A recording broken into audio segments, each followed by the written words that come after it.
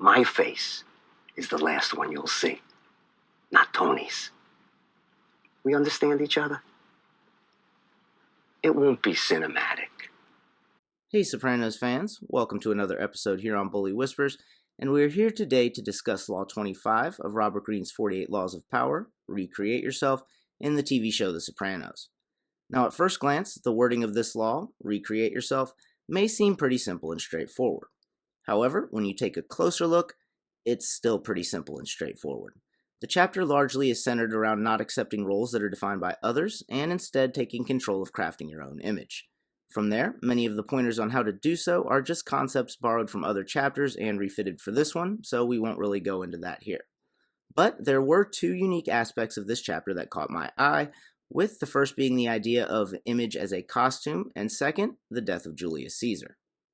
So in this episode, we will evaluate Law 25 in The Sopranos by first taking a second to examine the concept of image, not as an exaggerated or aggrandized version of someone that gets projected to the masses, but rather like a costume that gets taken on and off, as seen through Vito, before moving on to who followed in the footsteps of Julius Caesar, as shown through my top 5 cinematic deaths in the series. Gigi died taking a shit.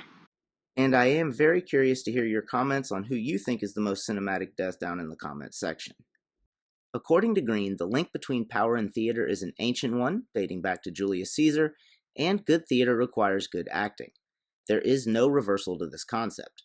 Bad theater is bad theater, and the worst actors are the ones who are always sincere. People who wear their hearts on their sleeves may get temporary sympathy at first, but in the long run they are just viewed as embarrassing or irritating. Whether consciously or not, people tend to think they are doing it for attention, and the malicious side of many people's nature wants nothing more than to deny them that attention. Now, this is where we run into an issue with most of the guys on The Sopranos, including Tony. They pretty much wear their hearts on their sleeves. You said many times that at least with Tony Soprano, you know where you stand. Obviously, some degree of deception is par for the course considering the line of work they're in, but for the most part, you will know right where their head is at. I can't believe I stuck up for him. I feel like I've been stabbed in the heart. The one guy that truly crafted an image that he wore like a costume was Vito.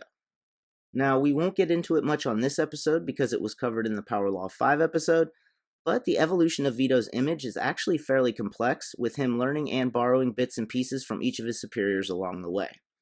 Of course, to be fair, he wasn't exactly totally in control of his new image, since some of the changes were forced upon him. Beyond just appearance, he had to lose weight, otherwise all of his stakeouts at the park would be on a rascal scooter, and he can't let anyone suspect that he's gay, so those aspects were already somewhat decided for him. This brings us to Julius Caesar, specifically his death. Julius Caesar was Greene's first historical example given, and when looking at this chapter while thinking of The Sopranos, how can the scene with Gloria and Patsy not come to mind? It won't be cinematic. When Caesar's death is described as being dramatic enough to end a play. With that clip in the back of my mind, and a chapter that's largely piecemeal, I decided to finish off the episode with my top 5 cinematic deaths on The Sopranos, and yes, I know that anything that relates to motion picture is technically cinematic, but that's not how they meant it, so that's not how I'm going to use it. Also, I'm only using the deaths that the audience sees, so Gloria will not be on here, nor would Tony, even assuming he died at the end. In no particular order, my number 5 would have to be Fabian Petrulio. This scene was well acted, well written, well shot, and I won't go into it much more than that for this episode, but if you are interested, then Pure Kino has an episode on it, although chances are you've probably seen it. Coming in at number 4, I have Big Pussy Bompansiro finally getting his house by the ocean. After living in a river in Egypt for quite some time, Tony's dream finally snapped things back into perspective. Gave me the dead mackerel eyes. He meant it. And he knew he had to act. While he certainly wasn't the first gangster to die on the show, he was the first one that we had gotten to know. Coming in at number 3, we have Mikey Palmise.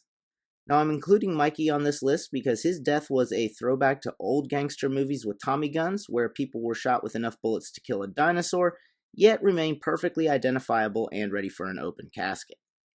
Coming in at number 2, we have Johnny Sack, who is also the only person on the list to die a non-violent death. Longtime viewers of the channel know that Johnny Sack was one of my favorite characters, and I like the fact that, unlike almost everyone else on the show, he dies peacefully surrounded by family. Now, some fan theories suggest that Johnny Sack's character is somewhat of a mirror to Tony in the larger picture, and this suggests that Tony too will die around his family, but that would be the subject for another episode. Coming in at the last spot, we have Christopher Moltisanti, who dies at the hands of his uncle Tony. Besides the writing and acting, which were both great, what I liked about this scene is you could see it coming a mile away, yet it still somehow surprised you when it happened. Well, thanks for watching this episode here on Bully Whispers. It was a short one, but that's what the chapter allowed for. So, as always, like, comment, subscribe, and I'll see you at the next score.